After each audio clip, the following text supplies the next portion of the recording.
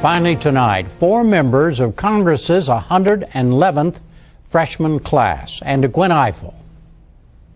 There are 35 Democrats and 22 Republicans in this year's freshman class. Before coming to Washington, they were mayors, entrepreneurs, engineers, philanthropists, and teachers. And once they arrived, they were immediately faced with a recession, an increasingly unpopular war, and a high-decibel health care debate. How are they doing? We've invited 4 freshmen to join us here tonight, 2 Democrats, 2 Republicans. Democrat Jared Polis represents Colorado's 2nd District, which includes the cities of Boulder and Vail. The founder of 2 charter schools, he has also launched several successful small businesses.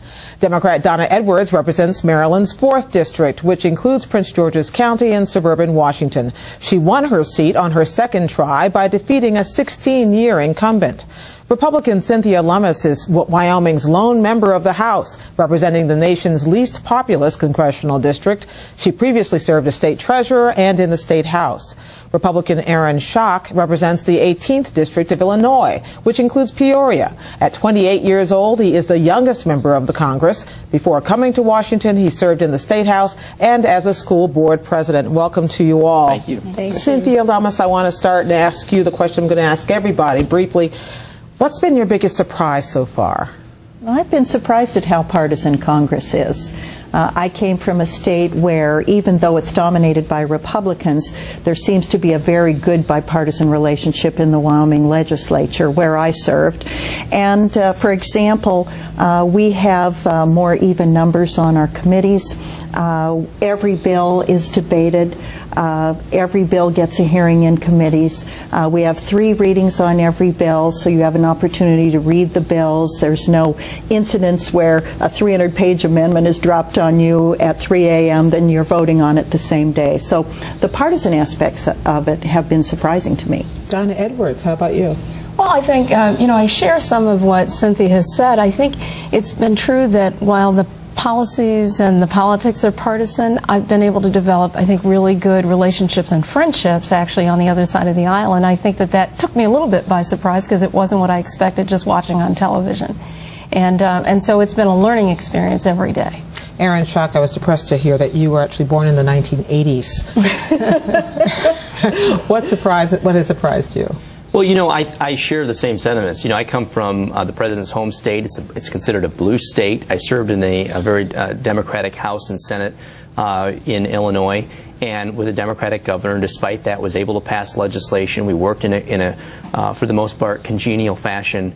And I've been struck by the first 9 months and how very partisan the House has operated in terms of really the minority's ability to offer thoughtful amendments and really get a hearing on the important pieces of legislation that have moved this year. The stimulus bill, cap and trade, now the health care debate. We really haven't been included as much as I would like to have been in that discussion. And I think it's to the detriment of the American people, all of whom we represent, but also to the quality of the legislation that comes out. And I'm hoping that as we move forward on the health care debate specifically, when it seems now that there's not a consensus on what the majority wants to do on health care, that there's going to have to be Republicans and Democrats on the health care bill, and hopefully will be a part of this important piece of legislation. What about that, Jared Polis? I found it to be bipartisan. Certainly in the bills that I've been working on, have co-sponsors from across the aisle. Sometimes I even have more Republicans and Democrats, and I think when people are working bills to get co-sponsors, they value both important pieces of legislation of both. What I've been very pleasantly surprised with is how the more senior members of the House, the committee chairs, the ranking members, take new members very seriously. And it's never been an issue. And coming into it, you hear things about, they don't give you the time of the day until you've been there, 6 years, or you're not going to be able to talk to the speaker or to the minority leader. But they are, at least in my experience, extremely open and accessible, both on the floor and formally and informally through meetings. I wonder if when you're in the majority, it feels more bipartisan than when you're in the minority. Is that possible? I think it is possible. I think the U.S. House is more of a winner-take-all arrangement where the party in the majority really does control things. and that was not something with which I was accustomed. That said, Donna Edwards, I'll start with you. What are the priorities that you brought to Congress that you thought, this is what I'm going there to do, that you've been able to do, and what has gotten lost in all of this activity? Well, I feel like I've been in a really great position. I mean, when I campaigned on bringing health care to the American people, on developing an energy policy for the 21st century, on creating jobs, and certainly in my congressional district and around the country. And although, you know, clearly this president and this year we've been faced with a tremendous economic crisis, I think I've been able to get a word in edgewise on these debates, and that's been really important to me, and it's been important to the constituents of the 4th District. So, you know, it feels really good right about now. And it seems like getting a word in edgewise is the key for freshman legislators, yet many of you came here talking about things like immigration, you campaigned on gay rights, you campaigned on government spending, and yet it seems like all the time is being spent on the economy and health care. What about that, Aaron Schock? Well, I think that's on the mind of the voters. When I go back to my district in central Illinois and I ask voters, what do you care about? It's the economy. And people are concerned about their job if they have one. They're concerned about getting one if they don't. They're concerned about their 401k statements coming back in half. And they're looking to the Congress and to our leaders and asking, what are you doing to help incentivize entrepreneurs, to help incentivize risk-taking and investment so that we create more jobs and we grow our economy here in our country. And those are issues that I came to Congress to work on. I'm a small business person, an entrepreneur at heart, and I truly believe, you know, knowing that 60% of Americans get their paycheck from a small business, if we want to stimulate the economy, if we want to put people back to work, we got to target growing our economy. Jared Polis, you were a businessman when you were in Colorado. In fact, you went home during the break, August break, and what did you call them? Street corner? Congress on your corner. Congress on your corner. What did you hear? Well, we had about 23 different town halls, Congress on your corners. Overwhelmingly, people turned out to discuss health care. That's really what was in the news. But, you know, there's a lot of work that Congress is doing that doesn't necessarily get those same front-page headlines. We passed a wonderful bill called SAFRA, which increases aid for students to go to community college or college, provided some early childhood education funding for kids in preschool and kindergarten earlier to prevent those learning gaps from occurring before they enter school. So there's a lot going on. You know, the media will always focus on the most and biggest controversial elements. Certainly that's been health care for the last few months and probably will continue to be. And hopefully we'll be able to get that done. That was sort of a promise that many of us who were running made to the American people. We wanted to deliver on health care reform, make it more affordable, help cover the uninsured. And progress is slow, but I'm confident that we'll get there by the end of the year. Cynthia Lummis, is it media focus, or are people as divided as it looks like when we watch footage of these town hall meetings and debates about the key issues like Afghanistan and health care? In Wyoming, I have found that people are very strongly opposed to a government option or government-run health care. There's great concern that there will be increased bureaucracies, that the costs will not drop, and that we will actually have bureaucracies between ourselves and our physicians. I've also heard physicians say that if they're reimbursed at what are now Medicare rates, a lot of them that are my age, in their 50s, will just retire instead of accept below-cost compensation for what they do.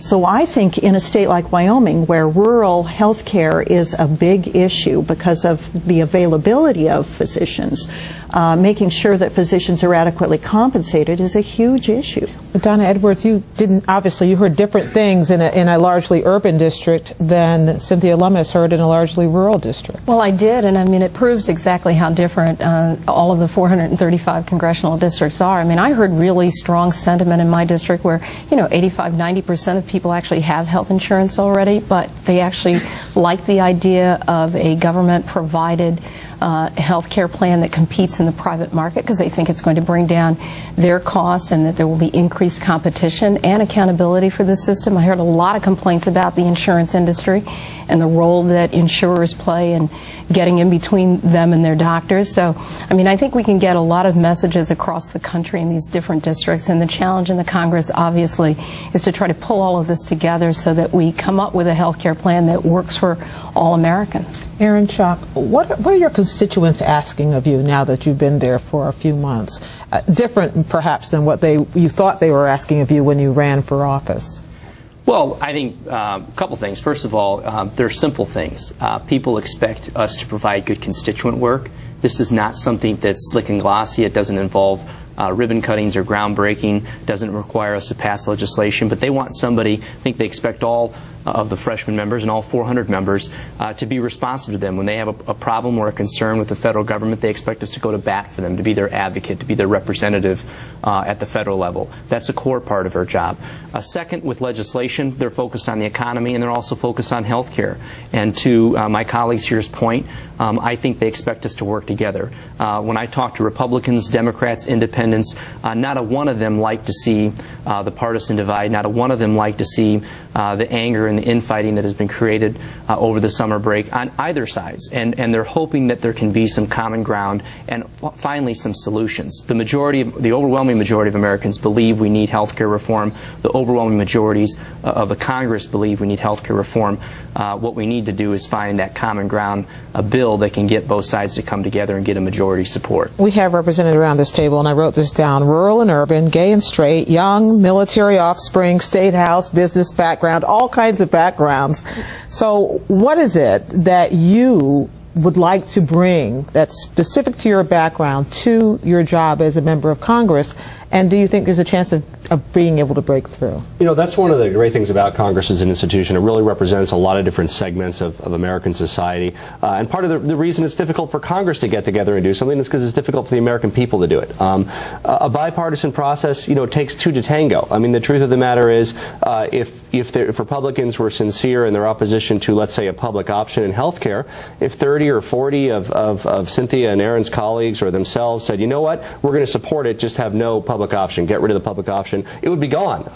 I'd be sorry because I support the public option, but the Republicans have that in their ability to kill the public option and pass health care reform, but they've chosen not to, chosen to be a party of opposition. I try to bring an out-of-the-box approach, new and innovative thinking. I've succeeded in sort of starting both a charter school, several small companies. I bring the small business perspective to the health care debate. I think what we do in health care has got to be good for small business, which is very much mainstream America, major engine of job growth. And it is, because small businesses suffer today from paying more to cover their employees than most large businesses do. Cynthia Lummis. You know, it's so nice to serve with this group of people because I know that Jared gets it when it comes to business. He's been on the entrepreneurial front lines. He knows the needs for capital. Bipartisanship right here. Well, and I sponsor some bills with my colleagues. You know, Donna went to Afghanistan, and we've talked about the need to make sure that women in Afghanistan have an alternative to growing poppies. And Aaron is involved in the Transportation Committee, which is hugely important to my state because highways are the lifeline for the state of Wyoming. We have no intra-state air service. So every one of the people at this table brings something to my state that is important to me. And so I would seek out Jared when we're talking about entrepreneurship and venture capital and angel investors, and I seek out Aaron when we're talking about transportation issues. And that's true with other members as well on both sides of the aisle. I enjoy my freshman colleagues. That has been a delight. So does that mean, Aaron Schock, it's not as bad as it looks from the outside? You guys actually do agree? It's really on not. things? The old adage that everybody hates Congress but they love their congressman or woman is probably true. I have found that there is much more to look up to in Congress than to look down upon.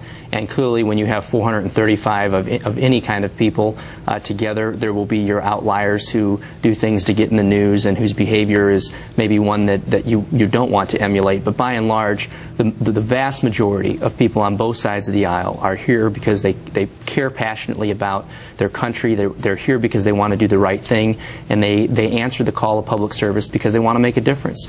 And that's what's so refreshing when we sit around the table, even though we disagree maybe on the solution. I truly can tell you that the people here and many of the people I serve with care passionately about what they believe in, and we have to learn to respect the differences, but also to try and find that common ground. Donna Edwards, you get the final word. Well, you know, I was a lobbyist for a public interest organization when the Republicans took over in 1994. And so I remember the same sort of jockeying around this question of bipartisanship. What I will say is that we also serve on multiple different committees, and I think that many of us have chosen to focus our work and our committee assignments learning the issues that are in front of us. And these aren't necessarily the big issues that hit the day, but they're each important to the American people, whether it's transportation or air and space or education and labor, you name it. And we've chosen to focus our efforts in that way to learn what we can both about the process, about our colleagues, and working together. And so I'm just looking forward to a long career in public service. All right. Well, I wish the same for you all. It was a pleasure talking to you. Thank you very much. Thanks very much. Thank you.